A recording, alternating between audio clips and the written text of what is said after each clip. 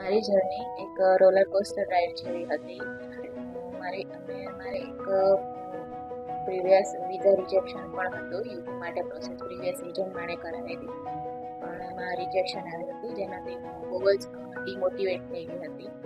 પછી મને ચિરાગભાઈનો કોન્ટેક્ટ મળ્યો સ્વેક એજ્યુકેશનમાં, અને ત્યાં મેં ઇન્ક્વાયરી કરી અને ત્યાં ચિરાગભાઈનું ગાઈડન્સ અને ઇન્ફોર્મેશન લીધી કેનેડા પ્રોસેસ માટે. પછી એમણે મને સારી રીતે ગાઈડ કર્યું કે અલગ અલગ સ્ટેપ્સ ને એ બધું. પછી અમે કેનેડા માટે એપ્લાય કર્યું વિઝા માટે. બટ સડનલી એવા ન્યૂઝ આવ્યા કે કેનેડાએ વિઝા રેશિયો બહુ ઓછો કરી દીધો છે, 35% જેવો કરી દીધો છે. તો ફરીથી હું ડિમોટિવેટ થઈ ગઈ.